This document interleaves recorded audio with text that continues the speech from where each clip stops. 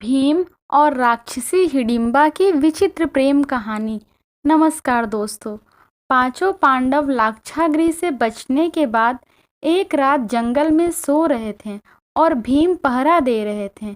वह जिस जंगल में सो रहे थे वह जंगल नरभक्षी राक्षस राज हिडिंब का था, जहाँ पीली आंखों वाला हिडिंब राक्षस अपनी बहन हिडिंबा के साथ एक गुफा में रहता था। मानवों का गंध मिलने पर उसने पांडवों को पकड़ लाने के लिए अपनी बहन हिडिंबा को भेजा, ताकि वह उन्हें अपना आहार बनाकर अपनी क्षुधा पूर्ति कर सके। अतः वह उसकी बात सुनकर तुरंत ही चल पड़ी। वहां हिडिंबा ने पांचों पांडवों सहित उनकी माता कुंती को देखा और उन्हें मारने के लिए दौड़ी। सभी भाई और माता कुंती गहरी निद्रा में थे और भीम पहरेदारी कर रहे थे।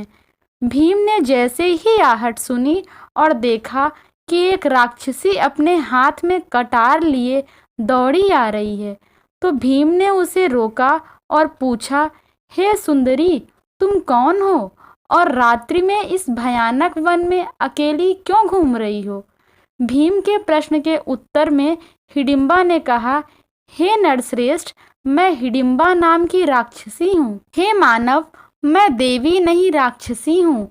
मैं नर मांस खाती हूँ। मेरे भाई ने मुझे भोजन ढूंढने के लिए भेजा है। यह मेरा राक्षसी धर्म है कि मैं आप सबको मारकर भोजन की व्यवस्था करूं। भीम ने कहा, हे देवी, आप बिल्कुल सही हैं, लेकिन मैं बस इतना जानना चाहता हूँ कि इतनी सुंदर होकर भी आप ऐसे वन में कैसे रहती हो? कभी खुद को देखा है इस रूप की ऐसी दशा? हिडिंबा ने कहा, मेरे भाई ने मुझे आप लोगों को पकड़ कर लाने के लिए भेजा है, किंतु मेरा हृदय आप पर आसक्त हो गया है तथा मैं आपको अपने पति के रूप में प्राप्त करना चाहती हूँ। मेरा भाई हिडिंब बहुत दुष्ट और क्रूर है, किंतु मैं इतना सामर्थ्य रखती हूँ कि आपको उसके चंगुल से बचाकर सुरक्षित स्थान तक पहुँचा सकूँ। भीम इस तरह से उसको समझाते और बहलाते हैं और हिडिंबा भी भीम की बातों और रूप पर मोहित हो जाती है। भीम को भी इस राक्षसी को देखते ही उससे प्रेम हो गया। इस कारण इसने उन सब को नहीं मारा। इधर अपनी बहन को लौटकर आने में विलंब होता देखकर हिडिंब उस स्थान में जा पहुंचा जहां पर हिडिंबा भीमसेन से वार्तालाप कर रही थी। हिडिंबा को भीमसेन के साथ प्रेमालाप करते देखकर वह क्रोधित हो उठा और हिडिंबा को दंड देने के लिए उसकी ओर झपटा। यह देखकर भीम ने उसे रोकते हुए कहा, रे दुष्ट राक्षस, तुझे स्त्री पर हाथ उठाते लज्जा नहीं आती?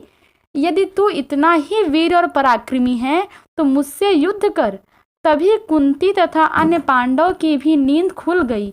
वहां पर भीम को एक राक्षस के साथ युद्ध करते तथा एक रूपवती कन्या को खड़ी देखकर कुंती ने पूछा, पुत्री, तुम कौन हो?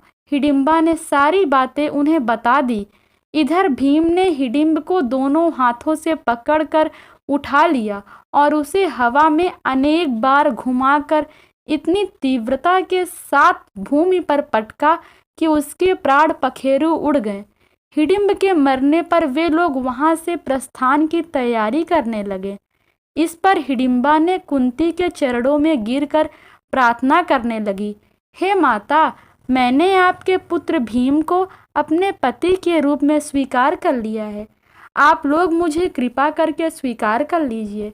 यदि आप लोगों ने मुझे स्वीकार नहीं किया तो मैं इसी क्षण अपने प्राणों का त्याग कर दूंगी। हिडिंबा के हृदय में भीम के प्रति प्रबल प्रेम की भावना देखकर युधिष्ठिर बोले, हिडिंबे, मैं तुम्हें अपने भाई को सौंपता हूँ, किंतु वह केवल दिन में तुम्हारे साथ रहा करेगा और रात्रि को हम लोगों के साथ। हिडिंबा इसके लिए तैयार हो गई और भीमसेन के साथ आनंद पूर्वक जीवन व्यतीत करने लगी। 1 वर्ष व्यतीत होने पर हिडिंबा का पुत्र उत्पन्न हुआ। उत्पन्न होते समय उसके सिर पर केश न होने के कारण उसका नाम घटोत्कच रखा गया। वह अत्यंत मायावी निकला और जन्म लेते ही बड़ा हो गया।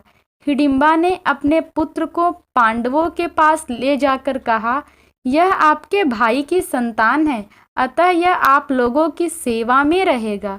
इतना कहकर हिडिंबा वहां से चली गई। घटोत्कच श्रद्धा से पांडवों तथा माता कुंती के चरणों में प्रणाम करके बोला, अब मुझे मेरे योग्य सेवा बताएं। उसकी इस बात को सुनकर कुंती ने बोला, तू मेरे वंश का सबसे बड़ा पौत्र है, समय आने पर तुम्हारी सेवा अवश्य ली जाएगी। इस पर घटोत्कच ने कहा, आप लोगों जब भी मुझे स्मरण करेंगे मैं आप लोगों की सेवा में उपस्थित हो जाऊंगा। इतना कहकर घटोत्कच वर्तमान उत्तराखंड की ओर चला गया। हिडिंबा ने महाभारत के युद्ध में अपने पुत्र घटोत्कच एवं नाती बर्बरीक का बलिदान कर दिया और खुद अकेले जंगल में जीवन व्यतीत किया। दोस्तों, वीडियो पसंद आई हो तो चैनल को लाइक और सब्सक्राइब करें तथा कमेंट बॉक्स में अपनी राय अवश्य दें।